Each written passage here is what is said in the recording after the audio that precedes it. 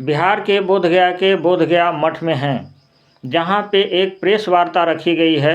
इस प्रेस वार्ता का जो विषय है बोधगया महाबोधि मंदिर की बोधगया मठ की ऐतिहासिक सच्चाई और भ्रामकता तात्पर्य विश्लेषक। आपको बता दूं, आज 25 मई है। लगभग 42-43 दिन से बोधगया के दो महान संबोधि गेट के पास वहां पे बौद्ध भिक्षु धरने पर बैठे हैं। उसी मामलों को लेकर प्रेस वार्ता रखी गई है। कुछ ही देर में इस प्रेस वार्ता से खुलासे होंगे। जिला प्रशासन और बिहार सरकार इस समझौते का सम्मान करते हुए उसके माध्यम से जो है महाबोधि महाविहार का जो है प्रबंधन किया जा रहा है। बहुत ही अच्छे तरीके से, बहुत ही सुव्यवस्थित तरीके से जिला प्रशासन महोदय तब से लेकर के आज तक महाबोधि महाविहार का प्रबंधन देख रहे हैं और समझौते के आधार पर बोधगया मठ के नियंत्रण में जो कोई भी मंदिर है, बोधगया मठ जो है अपने अंदर जो आने वाले मंदिरों का देखभाल और संरक्षण अपने माध्यम से कर रहा है।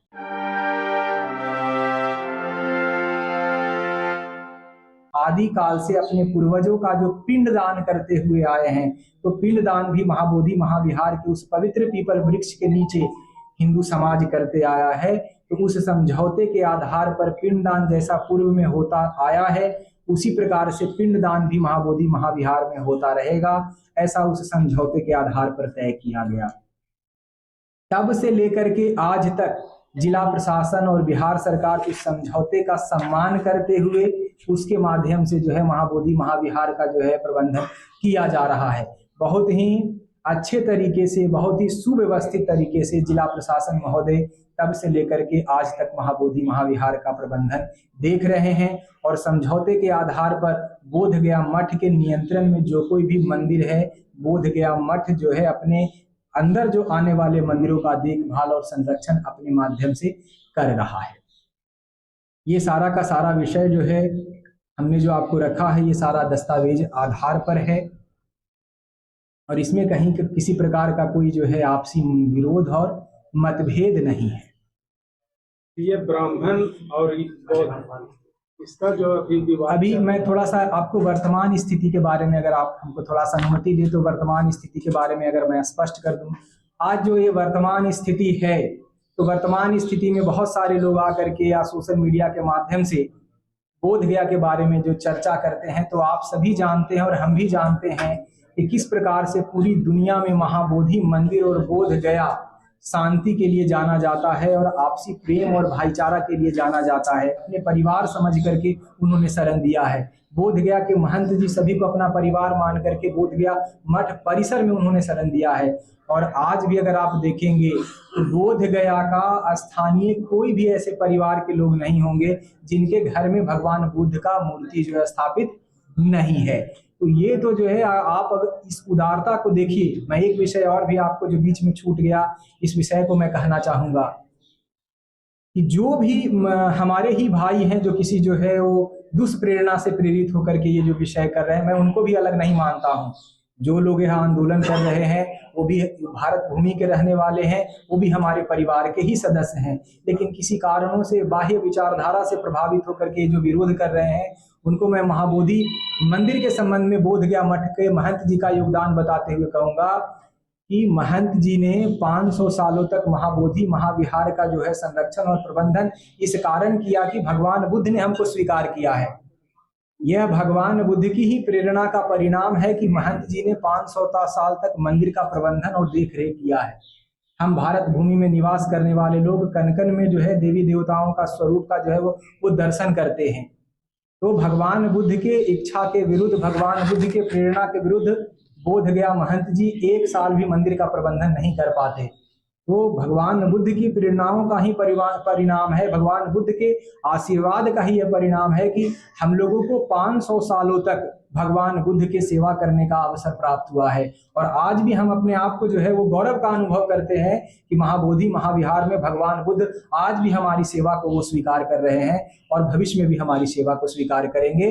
क्योंकि हमारी आस्था भगवान बुद्ध के प्रति है, हम भगवान बुद्ध को जो है अपना जो है वो गौरव मानते हैं। हिंदू ही क्यों रहेगा, सिर्फ उसी को क्यों नहीं सौंपा जाए? ये आपने बहुत ही सुंदर जो है विषय उठाया है कि महाबोधि महाविहार में हिंदू ही क्यों रहे। मैं अगर यह विषय उठाऊं कि महाबोधि महाविहार में बौद्ध ही क्यों रहेंगे, तो ये बहुत ही असहज स्थिति हो जाएगी। हमारे यहाँ समाज में किसी भी प्रकार का कोई विभाजन नहीं है। जो ये विषय उठा रहे हैं तो ये प्रश्न सही ये होगा कि महाबोधि महाविहार में उसी का अधिकार होना चाहिए जो भगवान बुद्ध को आराध्य मानते हैं, उनका अधिकार नहीं होना चाहिए जो भगवान बुद्ध का आराध्य नहीं मानते हैं। तो मैं आपसे यह प्रश्न करना चाहूंगा कि क्या कोई ऐसा सदस्य है जो भगवान बुद्ध को अपना आराध्य नहीं मानता हो। वर्तमान में महाबोधि महाविहार के समिति में जितने भी सदस्य हैं वो भगवान बुद्ध को मानने वाले हैं, भगवान बुद्ध के आदर्शों पे चलने वाले हैं। तो जो ये बात कह रहे हैं हिंदू और बौद्धों में विभाजन जो कर रहे हैं, तो भविष्य में तो ये भी कहने लगेंगे कि भाई उसमें महायान शाखा के लोग न रहें, हीनयान शाखा के लोग न रहें, वज्रयान शाखा के लोग नहीं रहे। आप सभी जानते हैं कि भगवान बुद्ध के जो है विचारों को भी जो है बहुत संप्रदायों में विभक्त है। कोई जो बौद्ध संप्रदाय है भगवान बुद्ध को जो है महान गुरु के रूप में मानता है, कोई संप्रदाय भगवान बुद्ध को अवतार के रूप में मानता है, कोई संप्रदाय भगवान बुद्ध को जो है वो पुनर्जन्म में विश्वास करने वाला मानता है। तो जिस प्रकार से भिन्न भिन्न अवधारणाओं जो है उनके विचारों को लेकर के है, उसी प्रकार से जो है हिंदू समाज भी जो है भगवान बुद्ध को भगवान विष्णु के अवतार के रूप में मानता है। तो इसमें किसी भी प्रकार का कोई विरोध नहीं है। महंत जी, ये जानना चाहूंगा जो विरोध कर रहे हैं उनकी शक्ति क्या है? मेरा जानने का मतलब है कि वो उनका स्तर क्या है, वो क्या कोई इंटरनेशनल, नेशनल या स्थानीय है? इस संगठन क्या, उन संगठन का वैल्यू क्या है, ताल्लुक किससे रखते हैं? देखिए, जहां तक अगर आप शक्ति की बात करते हैं तो बोध गया में एक ही शक्ति है, वो भगवान बुद्ध की शक्ति है। और भगवान बुद्ध की शक्ति सदैव अपने मानने वाले श्रद्धालुओं के साथ में है। और जहां तक बात आप ये कह रहे हैं कि क्या कोई बाहरी लोगों का इसमें हाथ है क्या, तो ये बात तो स्पष्ट है कि जिस प्रकार से वर्तमान भारतवर्ष एक होकर के दुनिया में अपना अमिट छाप रहा है,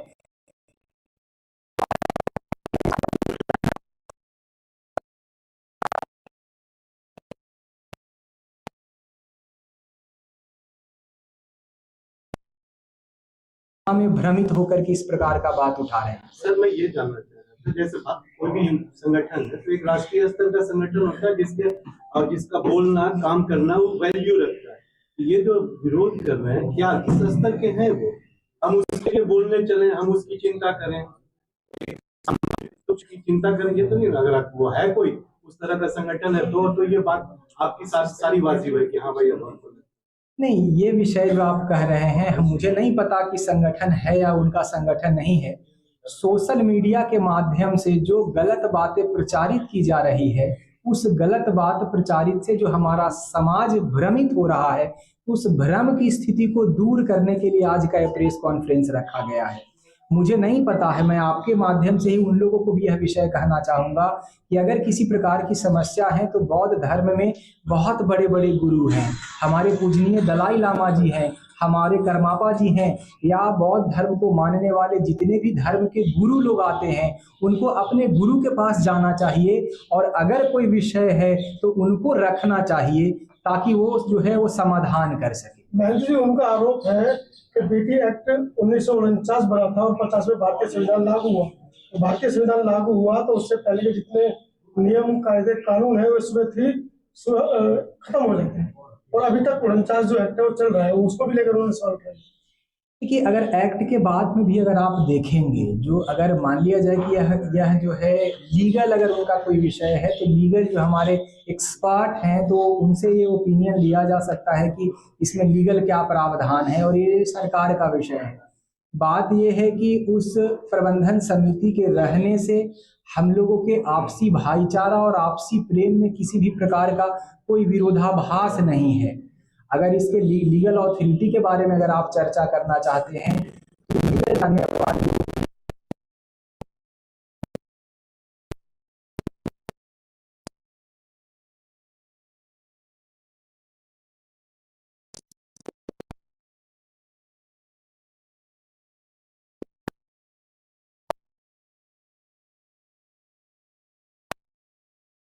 तो हैं, अगर वास्तविक में वो समाधान या भगवान बुद्ध के विचारों से अगर प्रेरित होकर के बोध गया आते तो आप जैसा कह रहे हैं वैसा ही वो मार्ग अपनाते। उनका उद्देश्य ही जो है वो समाज को भ्रमित करके हिंदू समाज को जातियों में विभाजित करना है।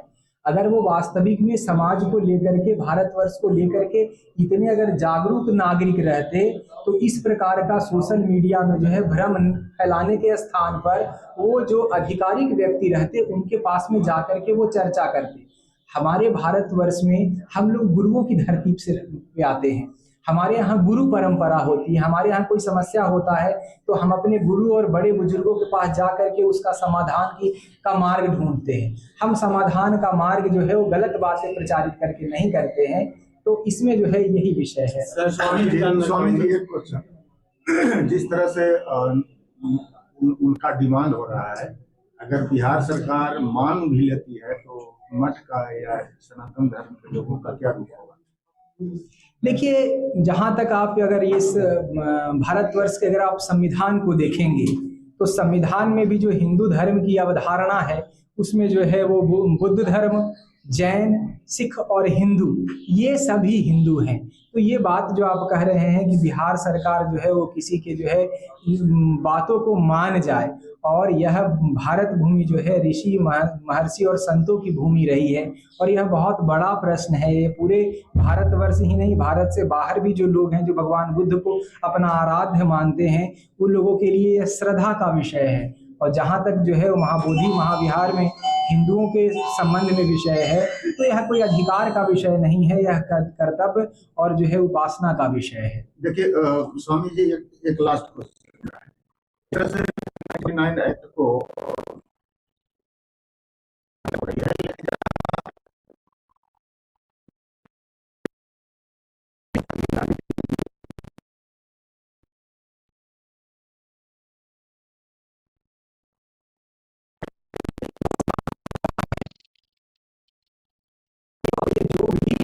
जो भी समूह के लोग इस एक्ट पर प्रश्न उठा रहे हैं वो बीटीएमसी एक्ट पर प्रश्न नहीं उठा रहे हैं।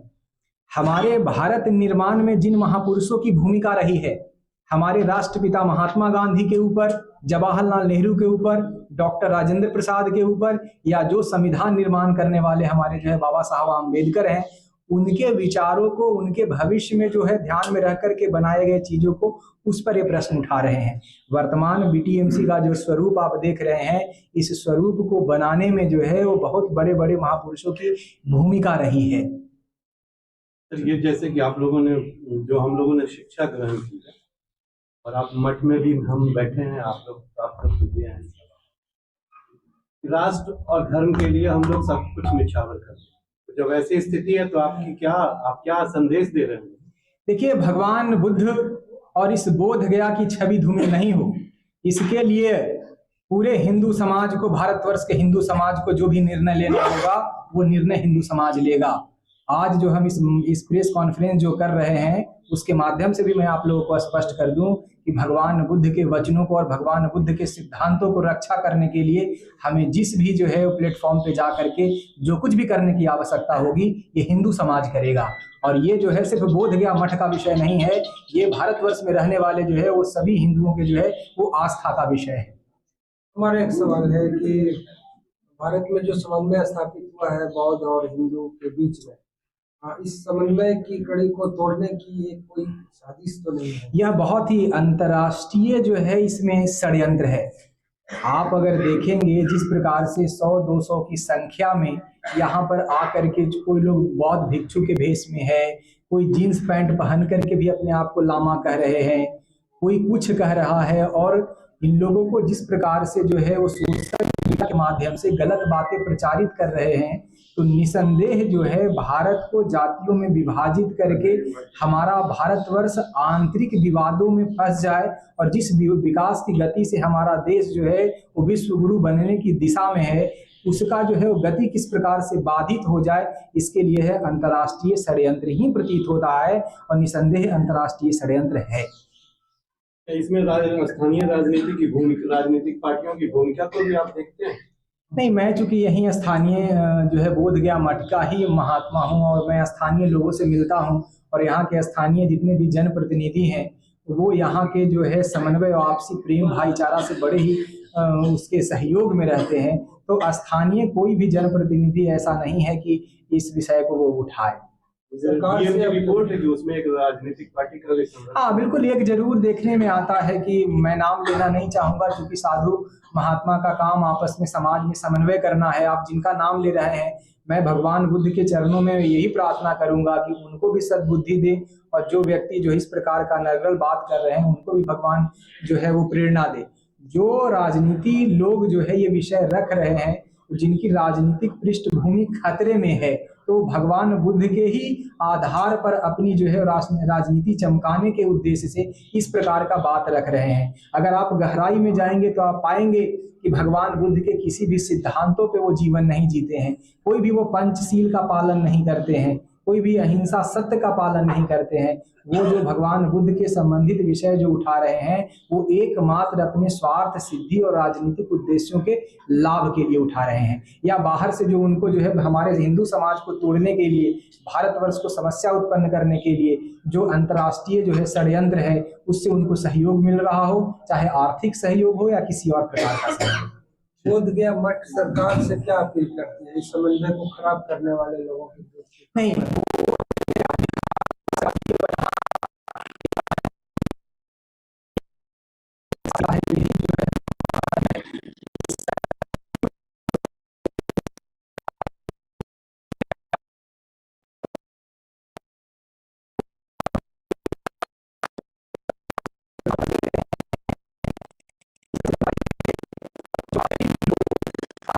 आपस में जो जातियों में विभाजन करने का प्रयास कर रहे हैं उस पर दंडात्मक कड़ी से कड़ी कार्रवाई की जा सके, जिसमें समाज जो है हमारा एक रहे, टूटे नहीं।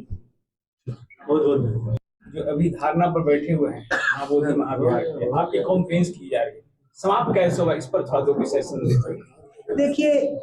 देखिए यह भारतवर्ष में जिन लोगों की भी अपनी अपनी इच्छाएं और कामनाएं हैं वो मैं एक विषय और आप लोगों को बहुत महत्वपूर्ण विषय है कैलेंडर जी, ये एक विषय जो और महत्वपूर्ण हो रहा है, विषय जो आप लोगों को इसमें प्रश्न हमको लगता था कि आएगा लेकिन ये नहीं आया। हमारे पास एक सवाल है, मैं पूछ नहीं सका। नहीं, मैं खुद ही वो सवाल पूछ करके आपको जो है वो जवाब दे देता हूँ। विषय ये है कि कुछ लोग जातीय जो है वो ओबीसी और पता नहीं किन किन जातियों के माध्यम से नाम लेकर के जो है भगवान बुद्ध की विचारधाराओं को तोड़ना चाहते हैं। तो मैं उन लोगों के लिए यह कहना चाहूंगा कि भगवान बुद्ध जो है सिर्फ भारत भूमि तक सीमित नहीं है। भगवान बुद्ध जो है पूरी दुनिया के लिए जो है वो एक आदर्श का केंद्र है।